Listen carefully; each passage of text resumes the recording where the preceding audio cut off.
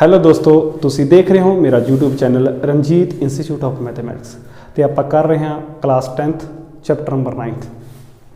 ਦੇਖੋ ਬੇਟੇ, question number 13।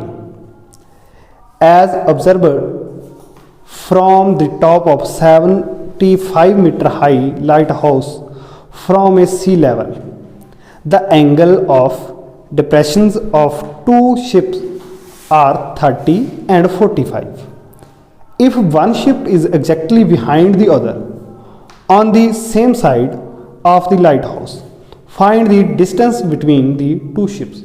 देखो क्वेश्चन सानू की है, एक लाइट हाउस है, कोई ऑब्जर्वर है नहीं, यह ऑब्जर्व किया गया, समझ लो भी इत्थे कोई परसन इत्थों खड़ के देख रहा है या असीं इत्थों देख रहे हैं कि दो जहाज।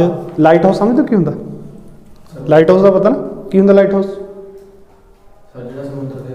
हाँ, जिहड़ा समुद्र दे विच दिशा दस्सण वास्ते ना एक लाइट हाउस बनाया जाता ताकि जो असी पानी दे विच हुंदे ना तो सानूं पता नहीं लगता असी साडी डायरैक्शन किधर चली गई, तो वो एक लाइट हाउस बनाया जाता जो असी देख के असी शिप मतलब साडियां शिप्स ने उधर एग्जैक्ट किधर नूं जाना चाहिए सानूं वो तो असी अंदाजा लगाउने। तो this is a light house. यह लाइट हाउस की अपनी उन्होंने हाइट दी हुई है 75 मीटर हाई एक लाइट हाउस है, 75 metre. This is a light house. ये उपरों कोई ऑब्जर्वर असी ये देख रहे हैं, दो जहाज आ रहे हैं, दो शिप, ठीक है, समुद्री जहाज, तो एक दूसरे के बिल्कुल पिछे तो असी ने फाइंड करना है दिस डिस्टेंस भी वो कितना डिस्टेंस है। तो सानू एंगल दो गिवन ने, एक हैगा 30, एक हैगा 45। तुसी जस्ट मैनू ये दसना है भी मैं इनू 30 लिखा जाए इनू 30 लिखा। 30 को होएगा दिस वन, हाँ डिस्टेंस ज़्यादा, तो this is A 30 degree, this is ए 45। उन्होंने इदा लिखा है, ठीक, एक दूसरे के बिल्कुल अगे पिछे ने, है क्योंकि डिस्टेंस बढ़ गया दैन की हो गया वो साढ़े को एंगल ज़्यादा हो गया। अच्छा, तो देखो अपने को बेटे असी की करांगे, लेट मान लो let height of light house की हाइट है जी वो साढ़े को है एच। इनू सारे असी की कह सकते हैं एच कह सकते हैं। जब इनू मैं ए बी का नेम देना तो A B is equal to H कह सकते हैं। इन्ना काम हो गया। तो वो जेडे शिप की जी पोजीशन है ना, तो ऐ समझ लो भी पोजीशन ऑफ शिप कितनी है बेटे? शिप 1 है, वो है C at point C. Position of ship 2 the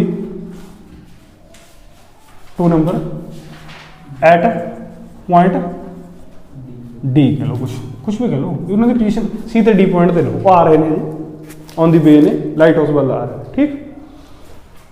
angle जोड़ा वो साढ़े को बनता एंगल है A C B, this is equal to 45 and A D B is equal to 30 degree. Okay, असी ने ए डिस्टेंस फाइंड करना, तो की करांगे सी पहला ये सानू इस ट्रायंगल में लेके चलेंगे, ए फाइंड करांगे तो फिर पूरा फाइंड करांगे, वो इनू माइनस कर देंगे तो आंसर आ जाएगा। आपा की करें जे 45 है तो डिस्टेंस कितना होगा दसो वैसे? 75। हाँ 75 होगा।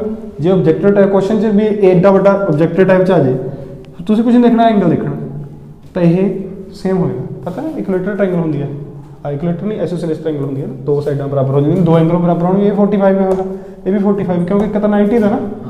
अच्छा, हुण इन ट्रायंगल ए बी सी, इस ट्रायंगल की गल कर रहे हैं। इस ट्रायंगल के विच साडे कोले ए बी अपॉन कितना B C is equal to 10 45। A B 75 है मेरे को, बी सी कितना पता नहीं, पता करना अपन 45 1 तो 75 is equal to B C, तो बी सी की वैल्यू मेरे को 75 आ गई। हुण इदां सेम एज इन ट्रायंगल पूरी पूरी A B D, in this triangle A B upon B D is equal to 10 30 1/√3 A B is equal to कितना भाई 75 मीटर, बी डी कितना नहीं पता, 75 प्लस समथिंग, ठीक। तो असी बी डी नूं बी डी ही रहने दो, क्रॉस मल्टीप्लाई करिए दैन मेरे को कितना आ जाता है 7, बी डी की वैल्यू मेरे को आ जाएगी 75√3। जे क्रॉस मल्टीप्लाई करते हैं ना बी डी इत्थे चला जाएगा, ये मल्टीप्लाई हो जाएगा, ये वैल्यू आ गई। बट सानू कितनी वैल्यू की लोड़ है, असी ने फाइंड करनी है सी डी। सी डी फिर की वैल्यू है V D minus B C. B D के पूरी दे विचों असी इन्ने को माइनस कर देंगे दैन कितना आ जाएगा, बी डी वैल्यू कितनी बेटे 75√3। बी सी कितना साढ़े को पहला कितने फाइंड किया सी, देखो 75 ये मीटर है, तो देखो C D is equal to 75 मैं कॉमन लेना √3 minus 1 metre. This is the distance between two ships. देख चेक करो, this is 75√3 minus 1 metre. Understand, सही है ना। So let's come to the next question. This is a question number 14। देखो बेटे ध्यान नाल देखियो, ये क्वेश्चन थोड़ा जा डिफिकल्ट है, दूसरे नाल डिफिकल्ट नहीं, मतलब थोड़ी जी ਉਹਦੀ ਜਿਹੜੀ ऑब्जरवेशन है अपनी वो थोड़ी जी ज़्यादा मतलब अपन देखना पैंदा भी की कहना की चाहुंदे ने। वो ए 1.2 मीटर टाल गर्ल 1.2 मीटर लंबी एक कुड़ी है, अपन ने बना लिया। सपोज करो इत्थों तो लेके इस तक जी हाइट है वो 1.2 मीटर है। स्पॉट्स है balloon moving with the wind in horizontal line at height of 88.2 metre. मतलब उन्हें एक बैलून नूं देखिया, ऐ समझ लो एक बैलून नूं देख रही है जिहदी हाइट है वो इत्थों आ बैलून है गुब्बारा उड़ रहा है, तो यदी हाइट इत्थों तो लेके इत्थे ग्राउंड तो लेके ग्राउंड तो जिथे तक उड़ रहा वो जी हाइट है बेटे वो हैगी है 88.2 मीटर। इत्थे भी वो ग्राउंड तो ही है हाइट है जी गल 88.2 मीटर। अच्छा, the angle of elevation of the balloon from the eyes of the girl at any instant is 60। मतलब किसी वेले इत्थों एंगल जो बन रहा है वह इत्थे खड़ के देखती होगी, इस बैलून में देखेगी वो पहला, फिर वो बैलून का जो एंगल टोटल बन रहा है ये इत्थों तो लेके इत्थे तक ये साढ़े कोले 60 डिग्री का बन रहा है, ठीक। आफ्टर सम टाइम कुछ टाइम तो बाद the angle of elevation reduces to 30। मतलब वो घट के कितना हो गया 30 हो गया, क्योंकि देखो पहला जो बैलून सपोज करो इतने साढ़े मेरे ऊपर है जमी, तो मैं ऊपर में देखूंगा, फिर थोड़ा जो दूर चला गया तो अपनी जी आई है पहला मैं इतने देख रहा सी, फिर थोड़ा जा डाउन जाके देखा ना आप यानी दूर चला गया, फिर वो जो आई का जो लैवल है वो इतना डाउन चला गया, तो ये एंगल हूँ किन्ने का हो गया 30 का हो गया बेटे, इतने तो लेके इतने तक ही 30 है, दिस इज 30 डिग्री, ठीक। तो उन्हें टाइम जो कुछ जेडे उन्हें दूसरी मूवमेंट होगी तो भी डाउन होया ना, पहला गुब्बारा इतने से हूँ इतने चला गया, दैट मीन इतों तो इतने तक चला गया हो। This is the distance covered by that balloon, ठीक है। वो कितना हुण असी क्वेश्चन किया साडे कोले, find the distance travelled by the balloon during the interval. असी इस इंटरवल जिन्ने एंगल 60 तो रिड्यूस होके 30 का होया, उस इंटरवल का जिहड़ा यह डिस्टेंस है उन्हें कितना डिस्टेंस फॉलो किया उन्ना वो असी फाइंड आउट करना। This is the question, okay समझ लगे, कोई क्वेश्चन तो नहीं मन च। तो हुण देखो पहले तो ये समझो कि जिहड़ा एंगल है बेटे इत्थों एंगल बन रहा है, तो वो एक्चुअल हाइट है जी असी आह पूरी हाइट नहीं लवांगे, ख्याल रखना जो भी इस ट्रायंगल की किसी भी, क्योंकि बनाना तो उदा ट्रायंगल नाल ही है। तो साडे कोल देखो समझो पहले साडे कोल 60 का एंगल के वास्ते मैं कलियां ट्रायंगल की जो गल करा, जो 60 का एंगल मेरे को बनता सीगा, तो जी हाइट सी हाइट इतों देखा बेटे वो कितनी है 88.2 के विचों असी कुछ सम टाइम मतलब माइनस करांगे, कितना माइनस करांगे 1.2 माइनस क्यों करांगे, क्योंकि उन्हें इतों देखना ना पैरों तो थोड़ी देखना, तो 1.2 88 के माइनस करना कितना आ जाएगा 87, 87 मीटर आ जाएगा। तो दिस इज इन्हों आप कोई भी इन्हों का नेम रख दें, this is A position, this is B, ये तो जरूरत नहीं हैगी, आप इन लो, this is B, this is C, ठीक, दिस इज डी। चाहो तुम इन्हों का नाम भी ई एफ जी कुछ भी एच कुछ भी रखे, वो कोई फर्क नहीं पैगा। क्यों? क्योंकि असी ने तो साढ़े को है हूँ। देखो पहली जी मेरे को पोजीशन बनी वो ए टू बी तक की जी दिस इज हाइट यू असी उन्होंने रिड्यूस करता, हूँ यदा कोई कम नहीं रहा साढ़े को, सी रहेगी। ये ट्रायंगल की गल करेंगे। दूसरी ट्रायंगल जी इतों लैके इधर खिसक के बनी है 30 के एंगल नाल बनती है, वो कि ट्रायंगल बनी है, उस की इतने तो साढ़े को 30 है, रिड्यूस हो गया ना 30, तो ये तो सी पॉइंट ही सीगा। अगेन ये किहड़ा पॉइंट है साढ़े को जी पॉइंट है, दिस इज डी, तो असं फाइंड की करना है सी दे डी तक जाने दे विच कुते की होंदा सीगा बी सीगा बी, मतलब इत्थे किते बी बनदा सीगा ना, ये पॉइंट तो आ जिहड़ा बी पॉइंट इत्थे आ ना किते आ देखो, ये तो मैं हुण इहनूं खलार के लिखता ना, तो असीं ये दो ट्रायंगल्स नूं यूज करांगे। फिर फाइंड किवें करांगे? फाइंड देखांगे जिहड़ा ये सी बी है, एक्चुअली बी पॉइंट उरे किते असीं ने फाइंड ओनली इन्नी करना,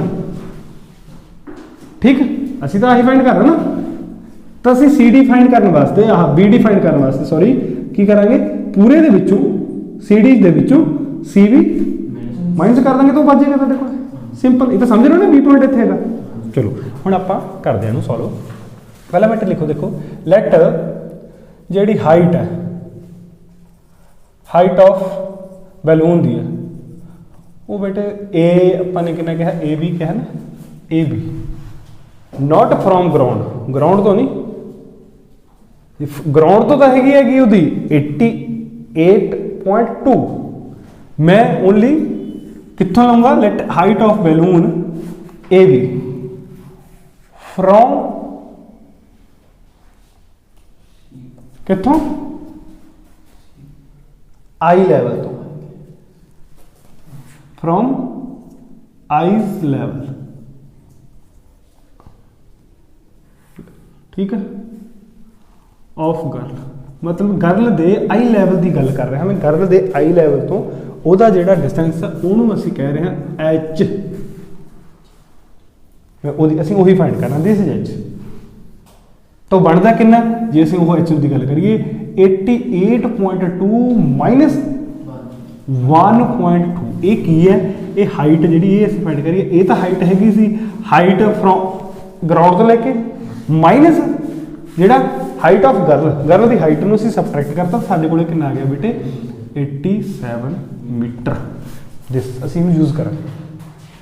सैकेंड, बाकी तुसीं कुछ भी ये हुण कोई भी अपने को होर की हैगा, ये हाइट है तो जिहड़ा उन्हें इदा मूवमेंट करिए, हुण असीं फाइंड की करना, फाइंड असीं करना डी जी है ना, सॉरी डी जी नहीं जिन्ना उन्हें बी डी जिन्ने उन्हें मूवमेंट करिए है ना, तो एंगल जिहड़ा एंगल साढ़े को कितना ए सी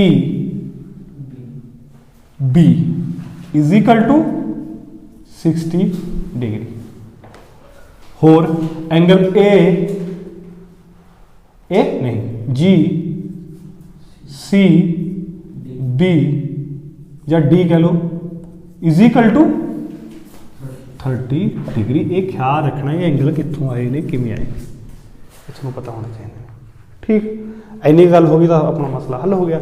हुण असीं करांगे इन ट्रायंगल, किहड़ी ट्रायंगल ए बी सी, जिहड़ी आपां लिखी है जिहड़ी ए बी सी, इहदे विच असीं लिखांगे बेटे A B upon B C is equal to tan 60, A B की value 87, B C not given, tan root cross multiply करो तो 87 by root 3 is equal to B C, ठीक।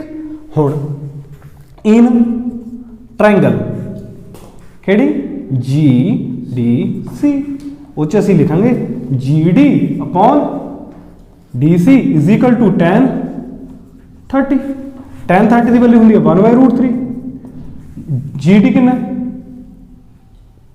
जी डी कितना है जी, हाँ 87।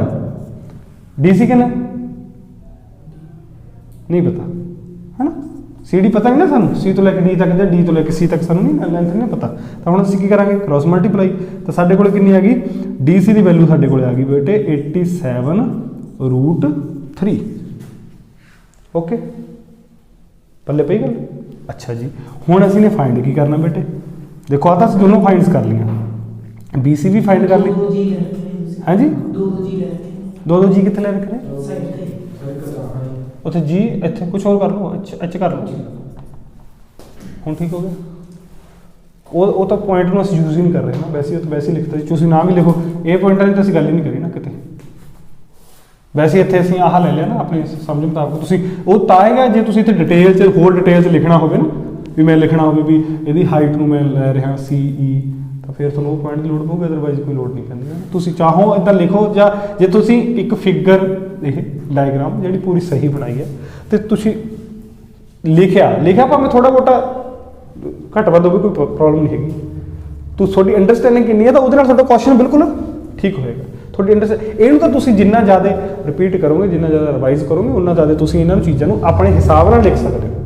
ਇਹ ਕੋਈ ਜ਼ਰੂਰੀ ਨਹੀਂ, ਇਹ ਕੋਈ ਐਦਾਂ ਕੰਪਲਸ਼ਨ ਨਹੀਂ ਹੈ ਕਿ ਤੁਸੀਂ ਇਹਨੂੰ A ਕਹੋ, B ਕਹੋ, C ਕਹੋ, ਕੋਈ ਪ੍ਰੋਬਲਮ ਨਹੀਂ, ਤੁਸੀਂ ਜੋ ਮਰਜ਼ੀ ਕਹੀ ਜਾਓ। H ਕਹਿ ਲਓ, ਨਾ ਵੀ ਕਹੋ, ABC, ਕੁਛ ਹੋਰ ਕਹ ਲਓ, PQR ਕਹਿ ਲਓ, एज यू विश। अच्छा जी हुण असीं इन्हां दोनों में चूज करके असीं ने फाइंड की करना बेटे, असीं ने फाइंड करनी है एक्चुअली BD फाइंड करनी ने। BD कित्थों मिलेगी सानू, CD या DC, DC लिख रहे हैं ना पहले आपां DC। ये ख्याल रखना है जे तुसीं एक बार DC लिख रहे हो तो सारे DC लिखो, CD लिख रहे हो तो CD लिखो, नहीं कन्फ्यूजन हो जाती है। हुण मैं DC लिख रहा तो DC लिख लूँगा, DC माइनस C भी, एक C भी लिखी सी ना, BC लिखी सी, BC लिखी सी, पूरे दे विचों इन्ने को मैं मैच करना। DC की वैल्यू कितनी है देखो भाई 87√3, BC की वैल्यू देखो कितनी है 87/√3। हाँ हुण ये दिस इज BD, एक्चुअली असीं यही फाइंड कर रहे थे, असीं फाइंड ये करना सी ना।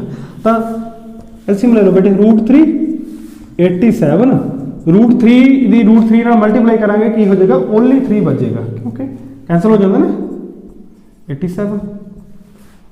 इनू किद्दां सॉल्व करांगे, चाहो तुसीं इनू मल्टीप्लाई करके माइनस कर लो, जां पहले ही 87 माइनस कर लो, 3 - 1 तो हुण साडे कोल की हो जाएगा, ईजी हो जाएगा, 2 हो गया साडे कोल, 2 नाल इनू मल्टीप्लाई करांगे 287 थल्ले साडे कोल पिया √3, फिर इनू रैशनलाइज भी कर लैंदे ने असीं √3 एंड √3।